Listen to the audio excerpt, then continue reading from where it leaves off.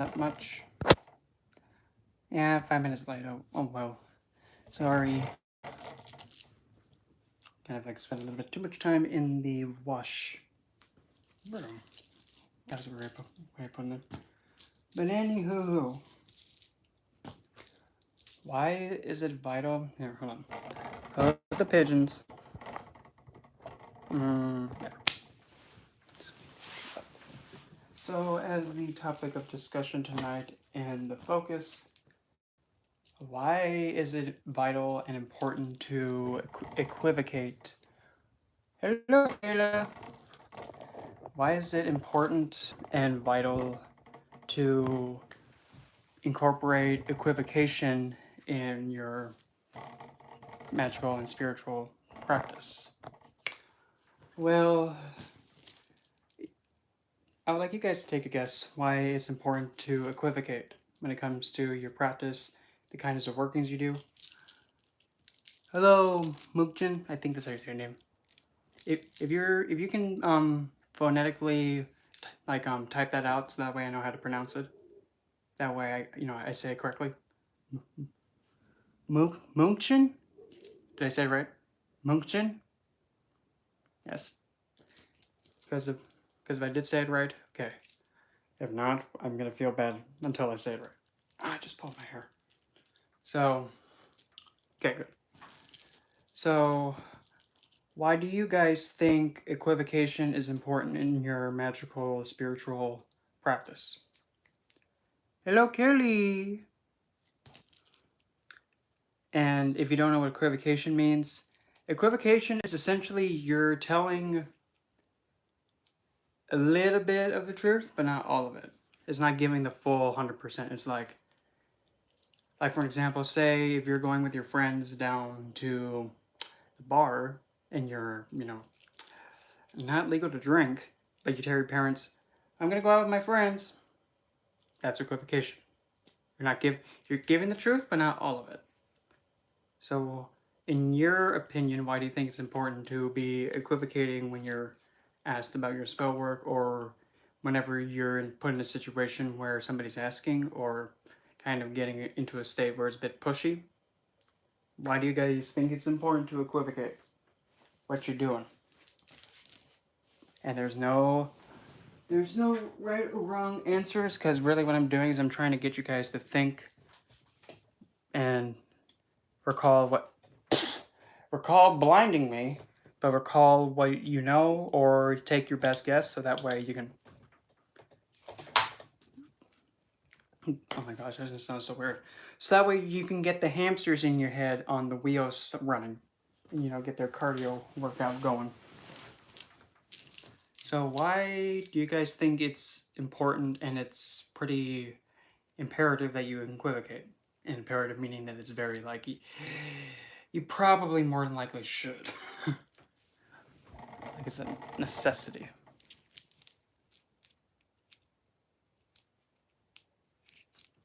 That's a good answer.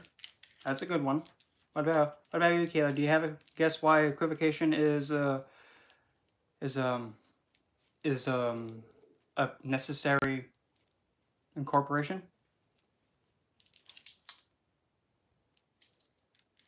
Mm-hmm. Yep. That is a logical answer, and that's a good answer. Anybody else want to take a gander?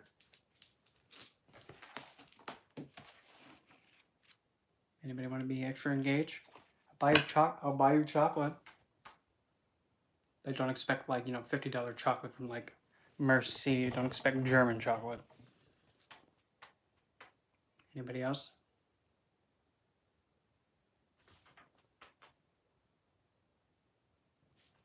Mm-hmm.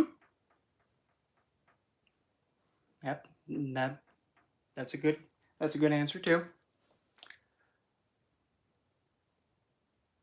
The reason why when you should be equivocating about the kind of magic you're doing, the workings you're doing, not giving the hope.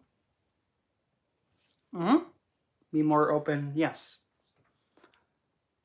But when you're equivocating and not giving the whole truth, what you're doing is you're not, hey Jazzy, you have, I have a rating to do for you, right? I believe I do have a rating for you.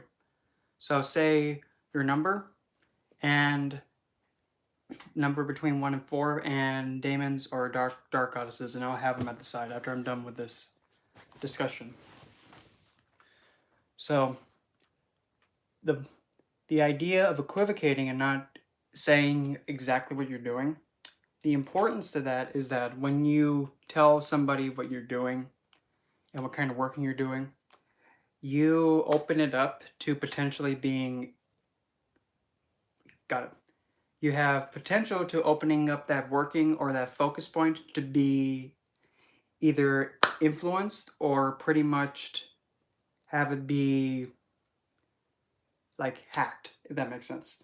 Essentially, like say if you're doing, say for example, if you're trying to do a curse on somebody that needs to be hit upside the head, and if you're telling someone I'm cursing this person, and then as far as we know, how are we supposed to know that this other person that you're telling that you're going to be cursing another individual isn't going to come in and completely mitigate and deflect it off you, if that makes sense.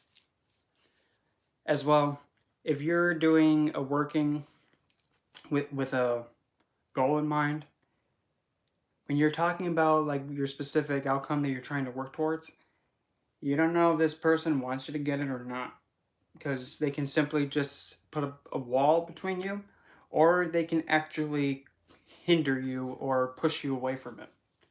So when you equivocate, you're kind of giving some of the truth, but you're still leaving them in the dark, so you don't know what you're doing. Something that I do quite frequently is usually if somebody decides to ask me, well, what kind of spells are you doing? What kind of goals are you working towards? I tell them something completely nowhere, nothing that I'm trying to work towards. Completely misdirect them. Reason why is because now they're going to be focusing on, they can have the potential to influence nothing. And they're going to be going towards something that doesn't involve me. Is redirecting them and moving them completely away from where I'm going towards. And sometimes it's good to be smoke and mirrors and not really kind of like showing your game plan, if that makes sense. Because if you're being open about what you're trying to accomplish and whatnot, based on doing magic workings and such, you can potentially have it get hacked and be like, how do I put this? Like somebody can come in and completely mitigate all of the stuff you're doing and completely hijack it and get you off completely, get you off track of it. Like say for an example, if somebody, let's say if you're trying to, okay, we'll just go with the extreme example. Say if you're trying to get like a certain lover or somebody that you have the major hoochie hoochies for, whoop-de-whoop. Okay, you're trying to influence them to come towards you. Then you come to realize they have an over-obsessive ex, and they also do occult too. So they overhear you're trying to use magic to get their ex-lover to you. So their ex now is putting up blockages, obstacles, and trying to cripple you from taking their once lover. They're trying to wall you off from. But specifically, if you equivocate saying, yeah, I'm kind of trying to do some love work on somebody, I'm not really sure, though. I mean, it's interesting if it'll actually really work, but I'm not really sure if I'm going to be doing it. Nah, I'm not really, you know what, I'm kind of considering not doing it, nah. But having that not full truth, but still leaving it in gray area, that can make them not really sure if them actually trying to do something to block you.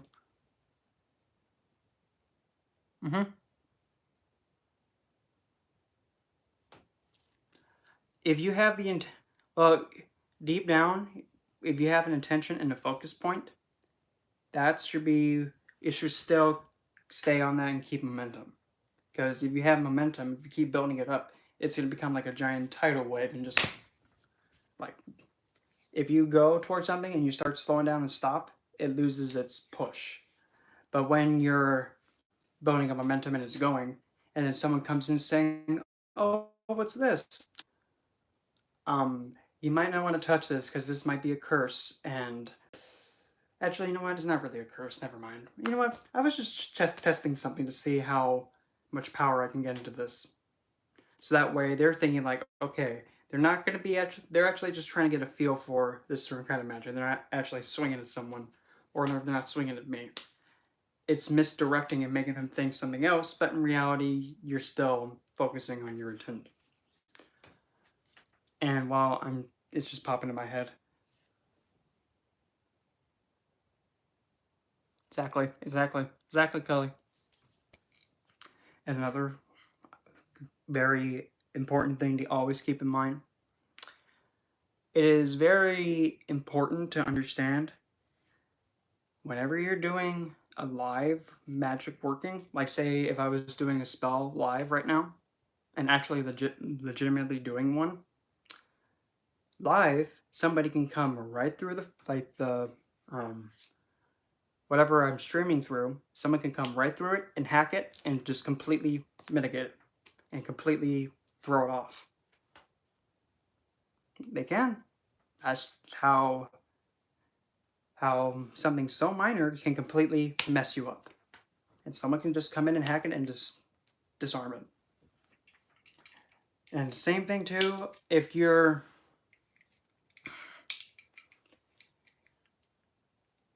demonstrating something and you're not really doing a type of magic.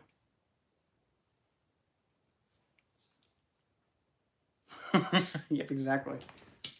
But still, I take a sip.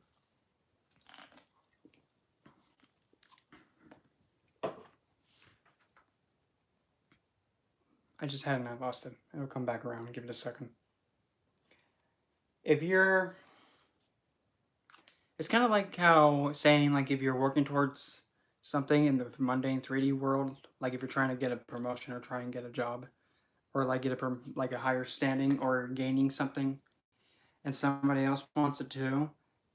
Usually, there's that rivalry of trying to prevent the other person, and there's usually that rivalry that prevents you and other individual starting to go swinging at one another to get it, even by means of crippling one another.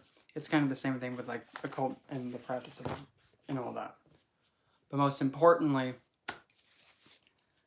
you have to be very, not really. It's like don't show, like if you're playing a game of poker, for goodness sakes, are you gonna play poker like this? Here's my hand, guys. I have 4 queens. You better make sure that you don't go all in. Yes. Don't do that.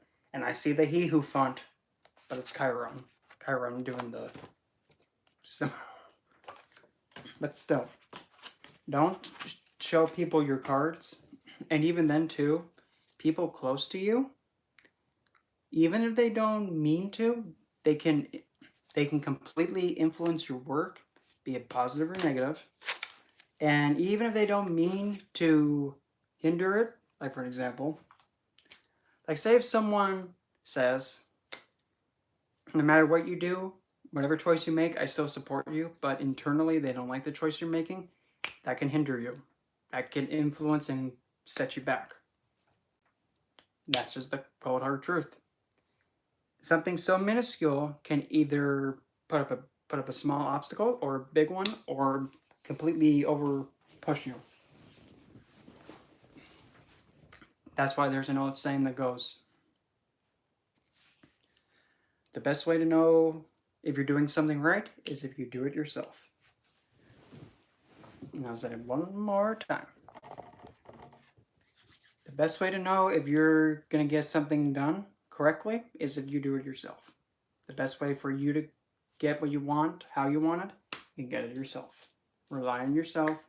Don't have anybody else come in and, well, put it this way. If you're a chef making the most delicious dish, you don't want someone coming in and adding a little bit of something you don't want in there. Because that one little bit of spice can completely mess it up. It's true. There's... That was a weird way of putting it. In your kitchen, there's only room for one chef. It's you. Nobody else. When you're making your dish, only you make the dish. Nobody else can make your dish. So I'll be a fit. Why did a rhyme have to want to come through like that? I have no idea.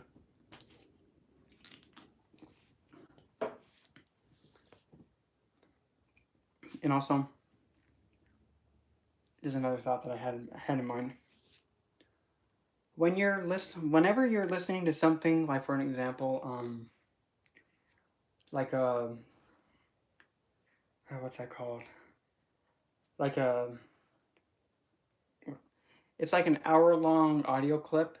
It's like a meditative thing that's like a binaural beat or some kind of hertz frequency thing that you listen to and has things influencing your subconscious because you can't really hear them.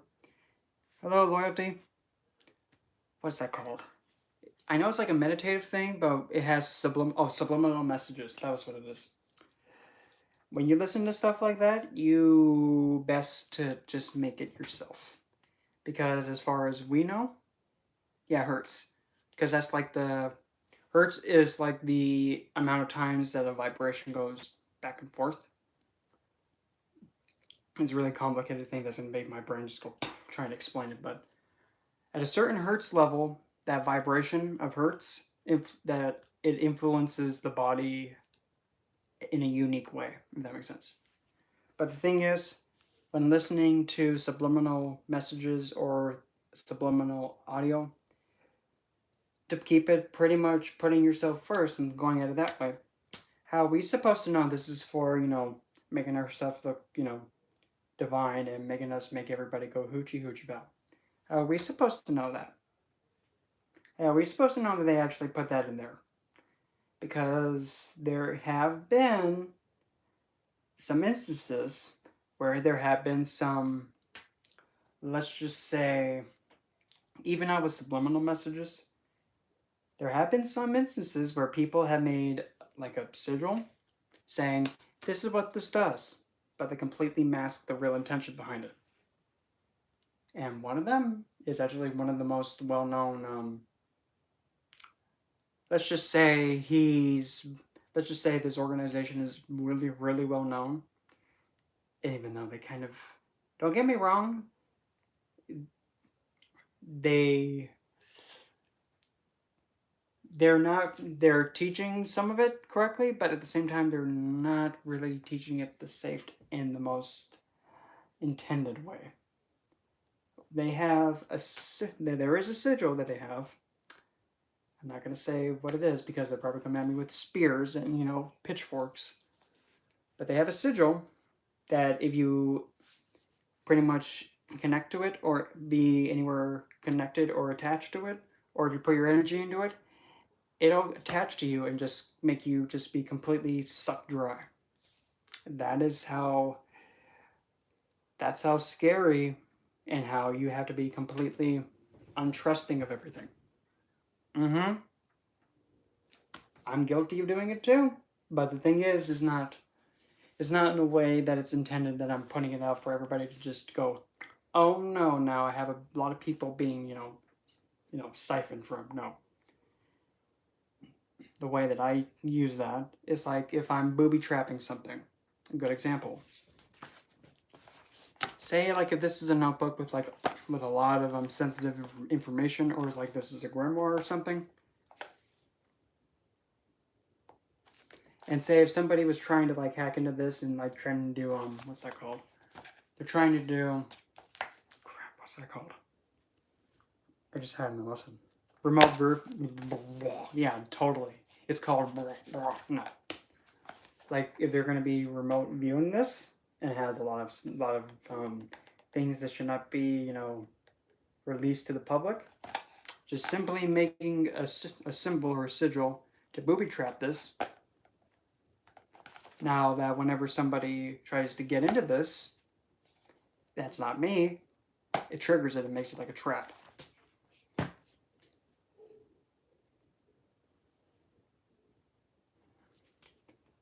And that's really something that should be one of the things you know how to do. protecting your stuff and protecting yourself, but primarily protecting the tools you work with and protecting what is important to you. Because if you don't protect it, I really hope that dog is going to keep barking. If you don't protect it, somebody can come in, hack it, and completely mitigate, or worse, take it from you and actually use it against you.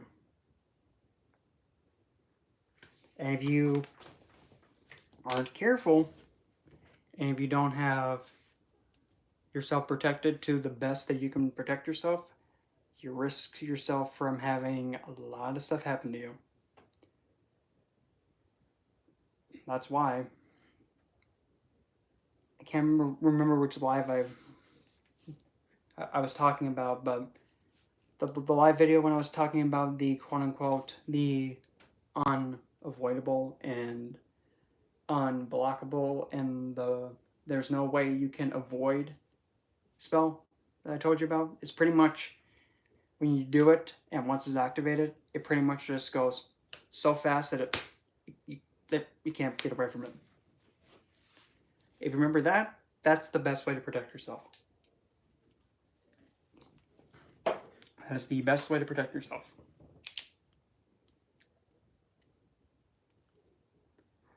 In a way, kind of, yeah. In some way, yes. It's like you're programming something to kind of have like a fire. Well, it's like a firewall. The best somewhat put it. But then again, I don't even know how I'm going to describe that because it's really hard to describe. But when you have the precautions set up, so when something happens, it'll automatically protect. It'll automatically take care of itself. Kind of like an antivirus program or an anti-BS. Anti-BS. That's like oregano. That's like an anti-BS filter. But example being like using that unblockable working. When you have the intention put into like the working the way that it's supposed, that way that I told you many moons ago, as soon as it's activated, it takes hold. Like instead of it like going out and actually hitting someone in the face, it explodes inward and goes outward. Because it doesn't go out, because the way that it's set up, it's internal, like it's inside the body already. And once this thing becomes them, well, it just takes hold. And when you actually put in an intention that says you're complete, like for example, say if you're not wanting to have anybody do any kind of love magic on you, but you simply just go through the steps to have the intention of no matter what happens, nobody can use love magic and woozy woo me or influence me. Once you have it in there, once you're activated, you cannot be influenced by love working. But now here's the thing, like going back full circle all the way to not really telling people about it. Because now if you tell people about that you're immune to love magic because you did X, Y, and Z, they can actually target that. They can instead of swing at you, they can swing at that and start to cripple it, or even worse off in the way that usually that when people say, well, I have this protecting me, well, or using the art of bamboozling, instead of going at the person and trying to influence them, you then put something on top of like the effect or like the state of being that they have, and then you completely put it on its head. Like if somebody cannot be influenced by love magic, you just completely put a symbol targeting only that state of being, and instead of it making them not become influenced, you put a symbol that completely puts the opposing effect on instead. So it filters in and flips it. So now they become like overly sensitive to like any kind of love magic at all.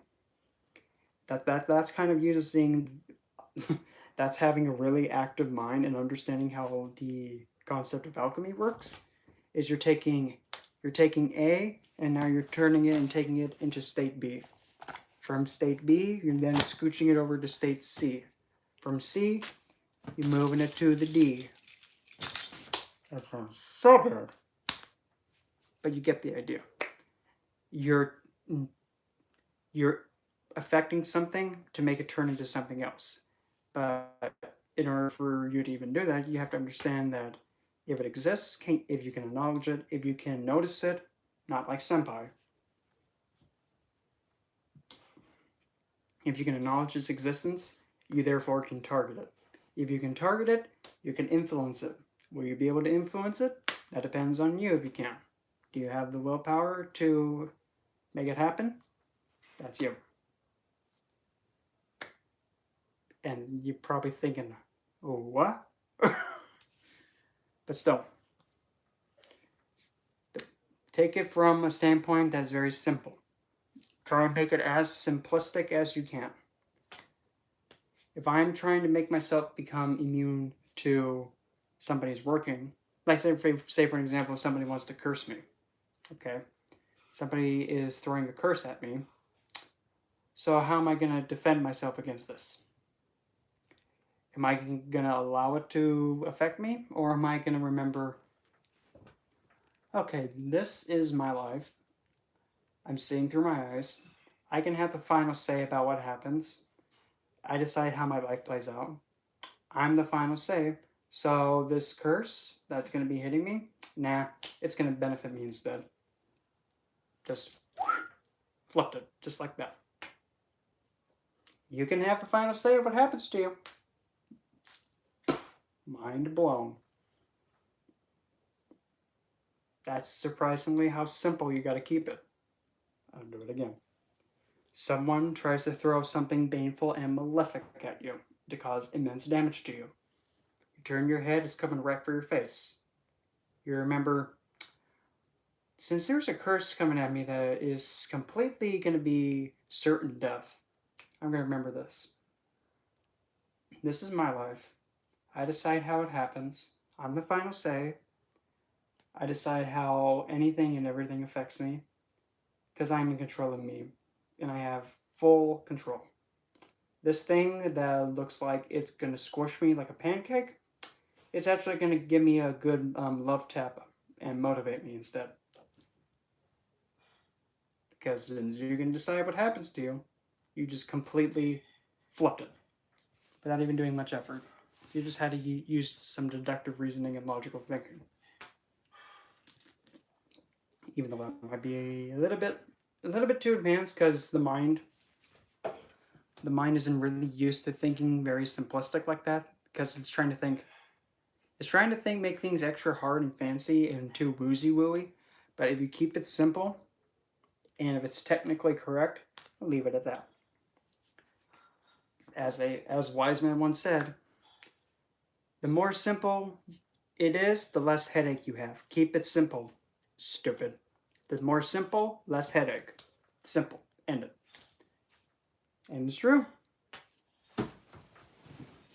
If you want to ensure that you don't have the most headaches, just remember, easy. Keep it simple. Don't make it too fancy. If you want to make it fancy, make sure you understand the simplistic side of it first before you add on top of it. Because you make something extra fancy and you don't know why it's extra fancy and you don't know why it's that way instead of keeping it simple, you actually might confuse yourself. If that makes sense.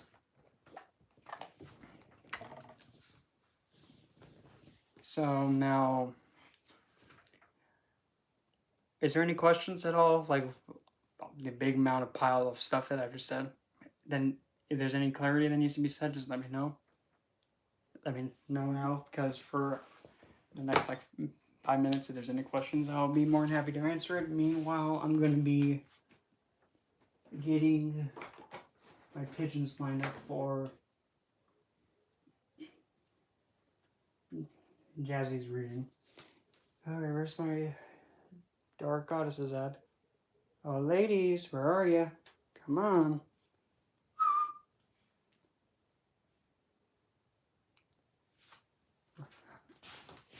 Up there. Which one's that number?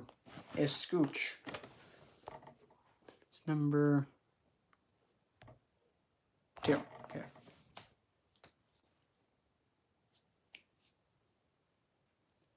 Sure. Okay.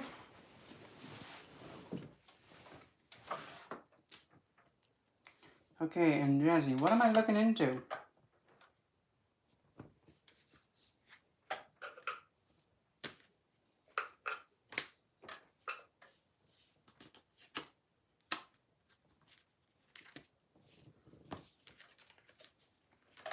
Make sure to get everybody from Hanky Panky, Spanky, and Danky and Wanky. There, okay. Got, okay, I got all of them in here.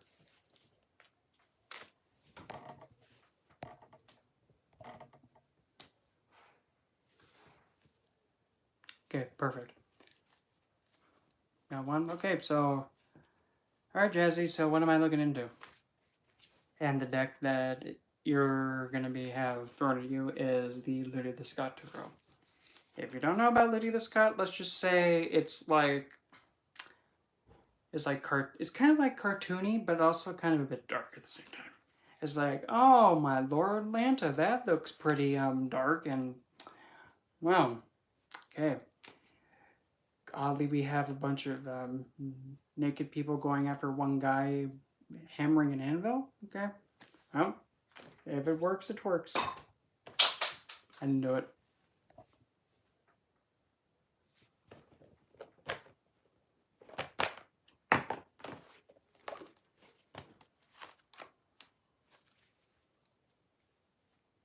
If Jazzy's here, let me know, because I can't tell if I can't tell who's in the chat or who. Oh, okay. Okay. So, okay, well then, until Jazzy says so, I guess I'll just leave it for our open floor. For any questions that you can think of, anything at all, except, don't try and ask me, what's the best way to, what's the, how am I gonna put this? What's the best way, to most likely, get you more attracted to me? Don't even bother. No, don't ask a question like that. It's like, oh, if you try it, clever, but no. Why would you even... No. Oh. I forgot. I'm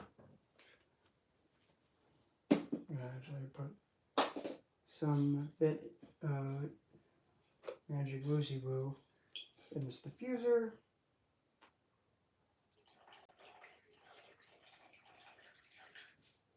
Oh, and just for gigglies.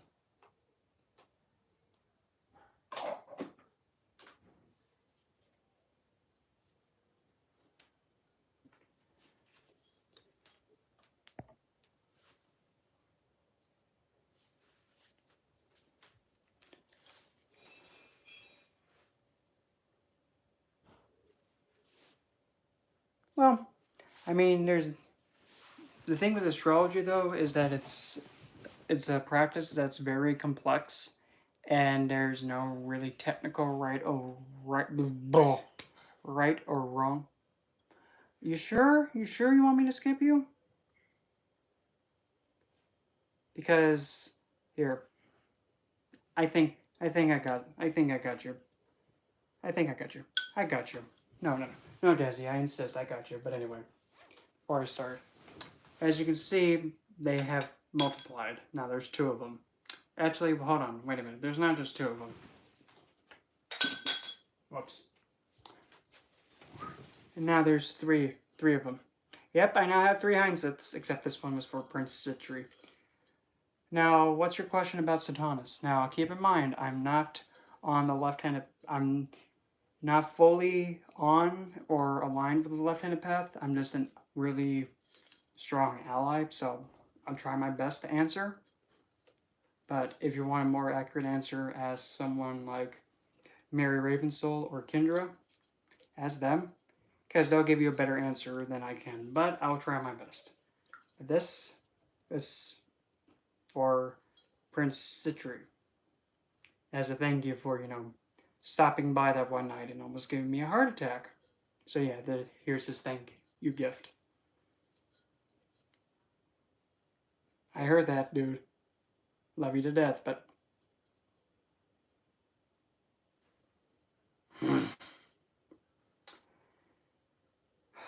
when you know, when you just get so close with them, it's just like, why, dude? Oh,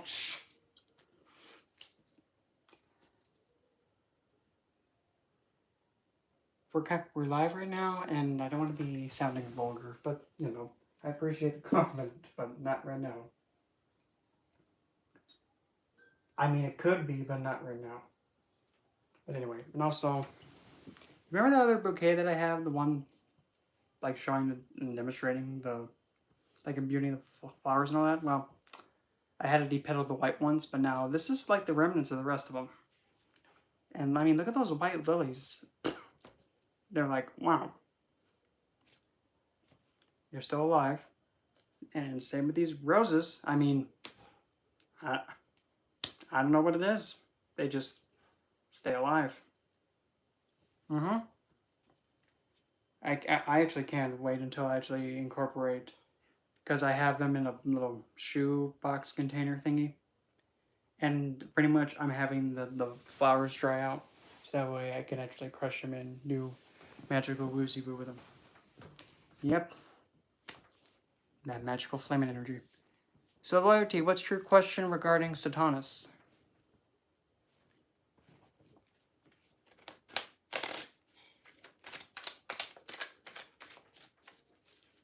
I'll try my best to answer it.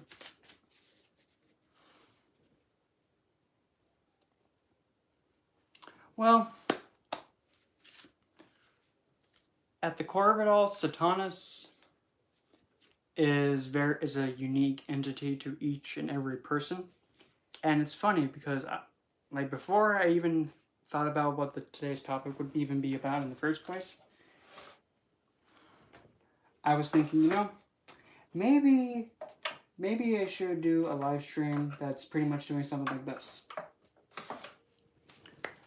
Pretty much make like a writing describing a certain left-handed divine or divine in general, and then just write it all out and then read it aloud, and then have you guys be like, okay, I can see that.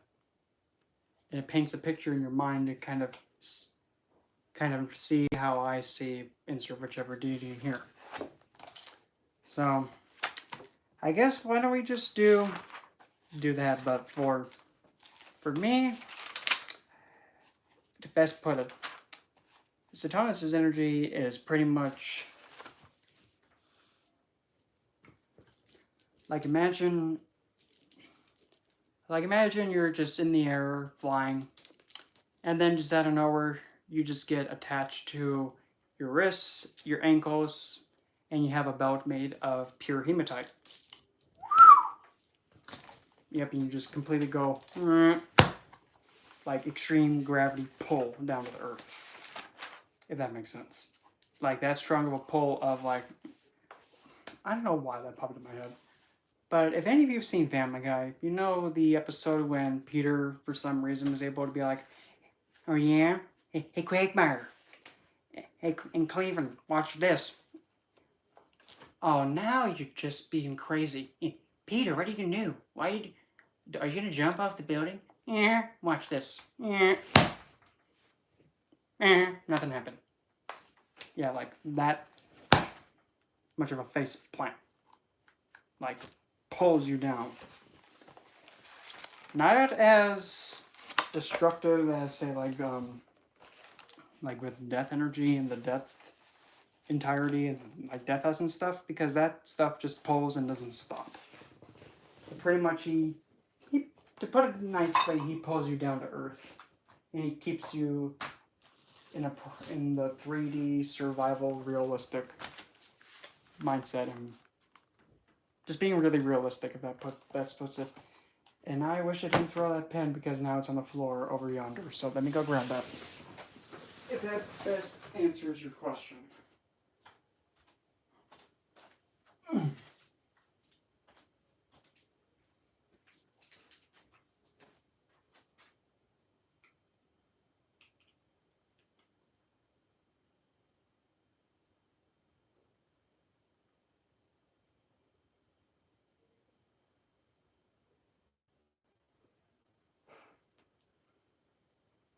Yep, okay.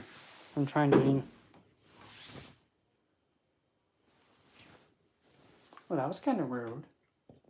Dunk! Making obnoxious bonk noises over there.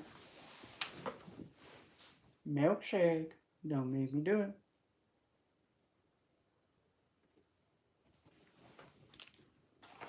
Okay, splendid. So I think probably a good idea. Heck, I'll even go with like what I said earlier. What I'm gonna do is I'm actually gonna write like a short, like in. I'm gonna write interpretation of how I see Satanas, and I'm gonna make it as vivid with imagery as possible. And once I'm finished writing it all, I'll read it aloud, and we'll just see what comes of it. And now, please bear in mind, yes, this is from my point of view and how I see him and how I'm depicting him. Satanas is a divine that is very unique. Similar with Lucifer, they're very unique. But you gotta keep in mind that the whole entirety of the left-handed path is to empower the self, and everybody's empowered self is unique and different. So I'm gonna mute this so that way all that noise won't get into it. So I'll write, and then when I'm done writing, I'll unmute it.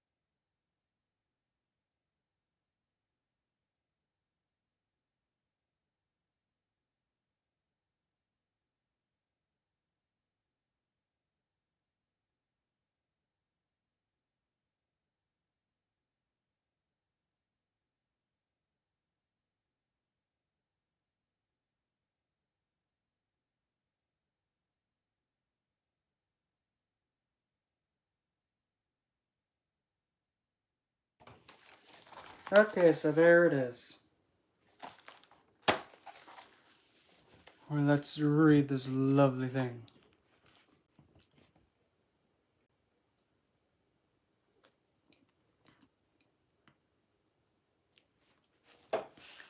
Well, the agenda was pretty much about. Earlier, I went into how important it is to equivocate when you're doing your magical workings if somebody's asking about it. Not give the whole truth, or just completely misdirect them so that way they don't influence your working or mess with you and your intention. But what I just did is actually write out like a good imagery piece describing how I see Saturnis. And I'm going to actually read it aloud. So let's let this imagery flow. And also, yeah. Oh, look at that. It's in cursive. I really hope that people know what cursive is. Because nowadays, young kids I've noticed are like, what's cursive? What do you mean, what's cursive? I don't know what that is. Well, hey, they can't read my writing. Well, that's a plus. Bloody kids. No, I'm just messing. So, no, hissy-fitty aside. So, Saturnis, this is how I see him. As an elderly aged man, with a posture that is perfectly standing. Like, it's perfect. Standing up straight, not hunched over, not like bent over like an old man like that, and not like protruding back, just perfectly full vertical straight.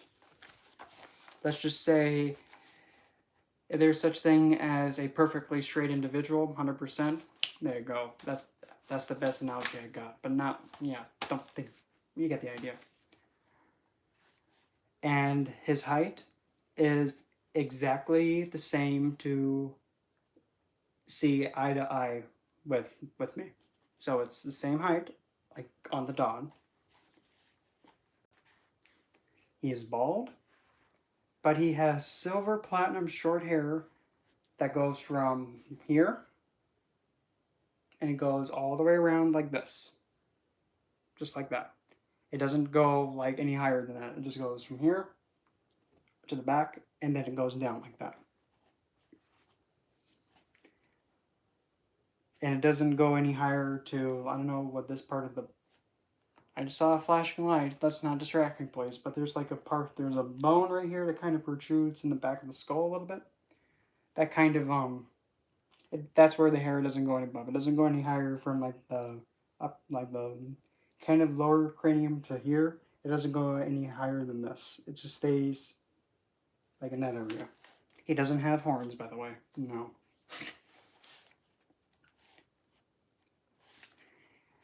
His eye color is a void blue-black color. Essentially, if you wanted to go into the depths and actually go to the deepest parts of the ocean, you could get to the bottom of the ocean just by looking in his eyes for a short period of time. Right down, like, just get lost in that, and well, look at that. Now you're in the depths of the Atlantic Ocean, and nobody knows how deep that goes. His expression is neutral.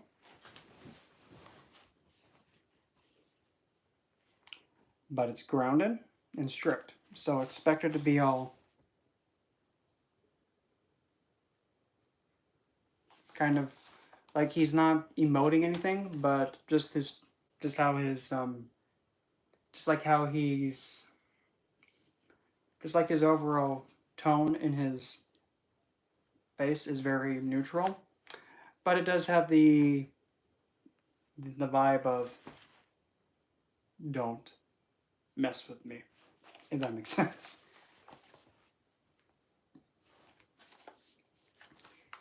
The attire he's dressed in is identical to that of a judge in the court of law.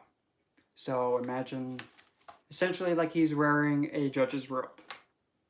And so that does kind of give an extra bit of an effect of like, He means business. And actually, there's a picture, I can't remember, but I'll try and remember to make like another community post, because I have a perfect example of a judge in my mind that pretty much, if I could actually say how Zatanna looks, it would be kind of like how this judge looks. But the expression on this judge's face is neutral, but it's very, don't mess with him. His skin tone and complexion, Zatanna himself. His complexion and his skin tone is vibrantly healthy, but it's also not youthful. Meaning that it does show, his complexion shows that he's aged, but it doesn't look like a typical everyday elderly person. It does appear somewhat like if it's gone through like a normal skin lifespan.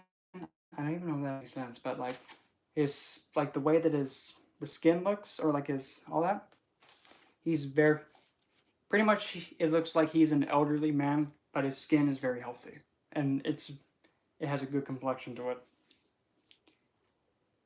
He is very quiet and speaks very little, but when he speaks, it's strong enough to stop you. In other words, say if you're, the minute he says something, it just stuns you and paralyzes you to a point where you cannot move.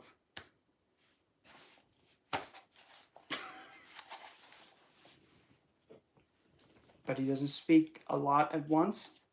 He speaks direct to the point to stop you and paralyze you. And then as soon as you comprehend and try and understand what he was saying, or if it's something so simple, you intake it, what's that called? It's like you take it in, you think about it, and then once you've thought it over, then you proceed. It's like, best way to put it, it's like if you're at a stop sign, go to a stop sign, stop, no matter what it is. But don't be like, somebody that's like running a stoplight. No, that will not happen with us. No.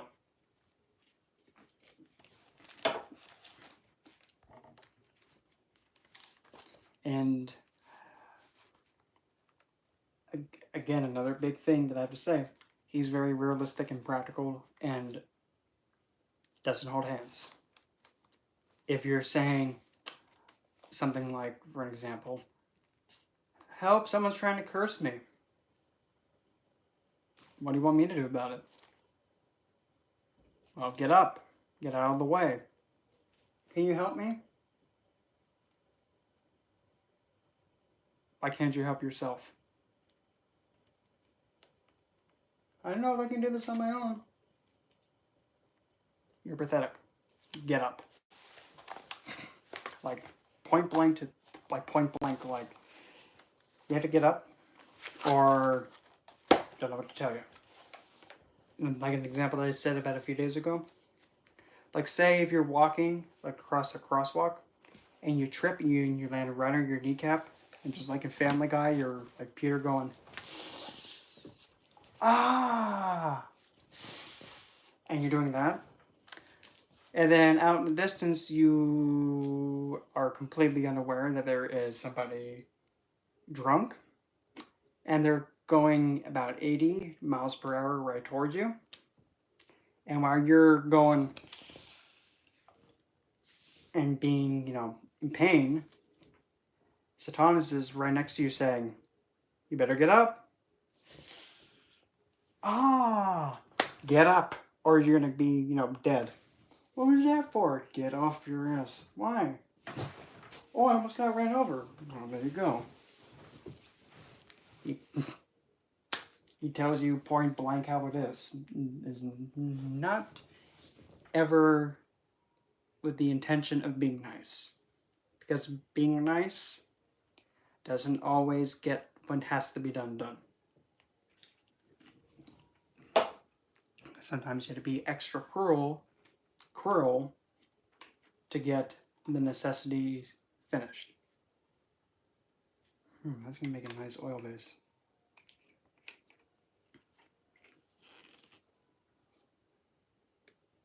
Oh, Saturday Night Live.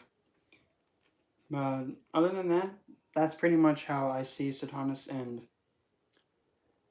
also I'm getting pretty close to actually finally getting monetization active. Finally, 3,000 years later. So once I get monetization up and running and woozy-wooing all over the place, I'll be needing to have people be moderators, to keep, people in line and, hitting people, but when the time comes. In all due time, but I'm also going to be contemplating on, I'm not really sure if I actually want to actually make my own like magical oils and actually start offering them that people can buy, like for example. Hold on. Alright, Brownie. Oh, we're in front of my face. But I've been contemplating on actually selling some of my Lilith oil, like this mix that I made, that pretty much every time you shake it and smell it, it changes every time. So this right now, we have violet, cassia, and juniper berry. Twisty. Shake violently. Now we have jasmine, ylang, and damiana. Close it shut. Shake like Homer Simpson strangling Bart. Now we have hibiscus,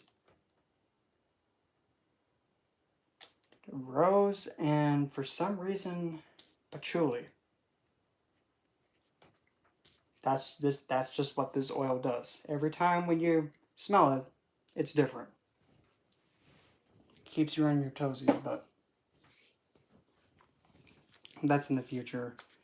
And besides, I'm kind of giving my first I don't know if that's the right way of putting it. I'm letting Kendra have like the first test. I don't want to say test, but like she's gonna be getting like the first experience outside of me just using it. And if she thinks it's pretty good, okay, then probably just let other people try it. But you gotta keep in mind, you gotta remember, now that oil is unpredictable, but let's just say it gets the job done, if you know what I'm talking, if you catch my drift.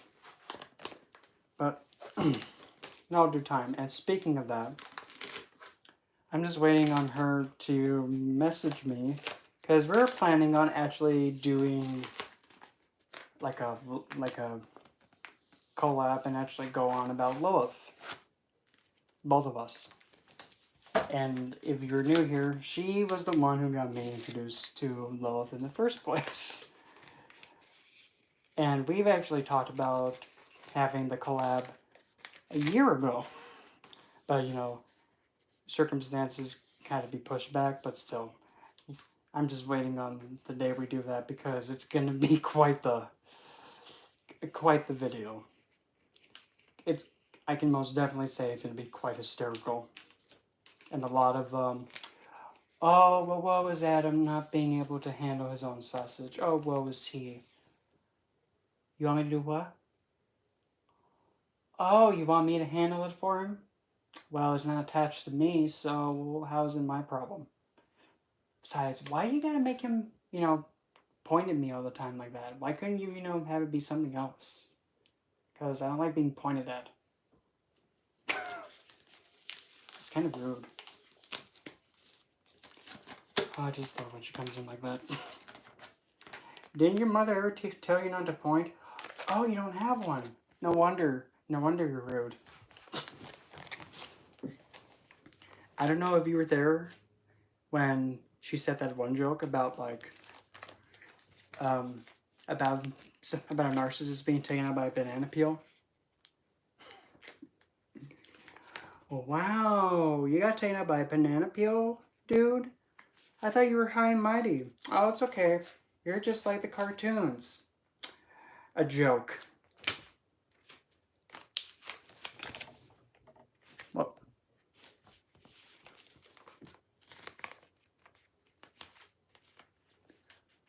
oh yeah, it's Easter. Even though, in my opinion, this for Easter, I would like to kind of like celebrate since Astra is a holiday primarily related to motherhood, because you know, to be technical, it is a fertility focused celebration day. To be technical, so celebrating motherhood, every divine goddess mother. That includes the following: Hera,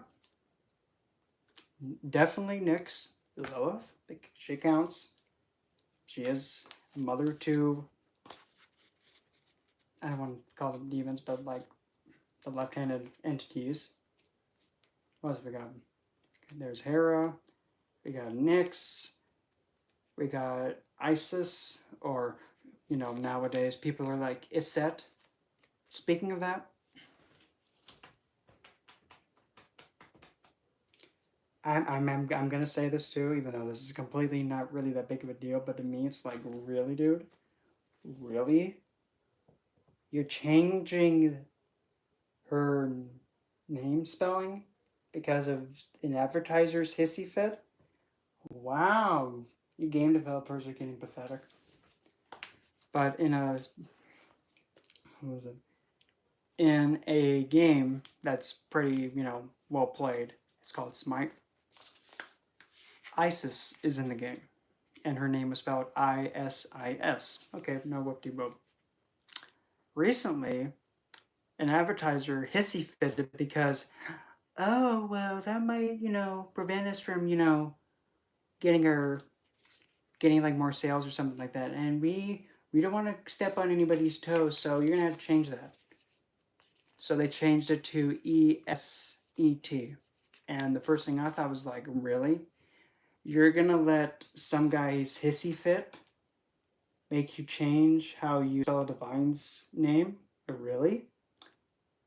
That's kind of pathetic that you're allowing somebody else to control you. But that's none of my business. God forbid that, you know, we have to go by some one person's standards, because, you know, God forbid they disappear. Because I don't know about you, that kind of just shows that they don't have any confidence in the stuff. Like, it's our game. We're spelling it like that because that's how it is and how we want to have it be spelled. And even traditionally, that's how it's spelled. So if you don't like it, well, too bad. Deal with it.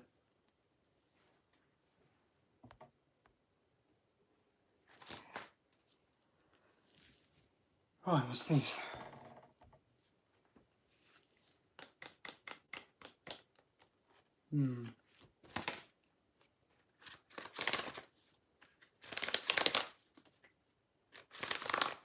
Well, speaking of holidays, my favorite holiday? Let's see here. I mean, I have so many potential ones, but...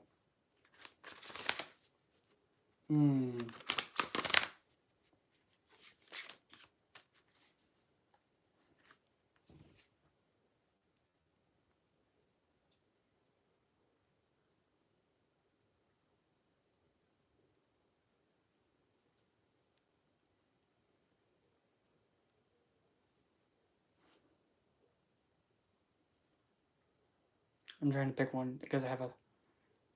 Well, that one's on the list too, and that one's kind of like... That one's pretty much decided to become the default, the Samhain. But speaking of Samhain, I remember this one time that there was some twathead on Fox News who was kind of saying, you know, if somebody says that their national holiday is Halloween, I can't take them seriously. No, it's okay. I don't take you seriously either because you're full of crap, but what's the difference? Hey. Backhand right there.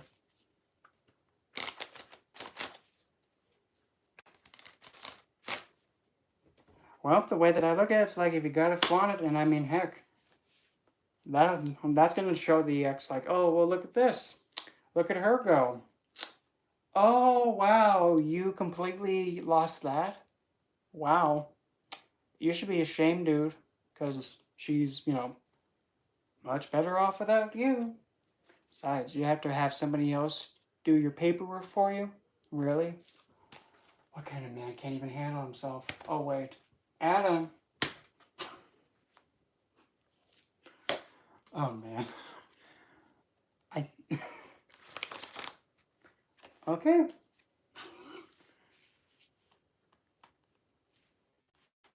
Alright, have a good night.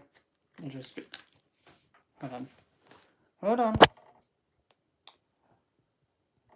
Okay, I'm gonna have to end the live early because I have a friend of mine needing my help with something important, so I'm gonna end it here. I'll see you guys later. I gotta help give her a hand with something.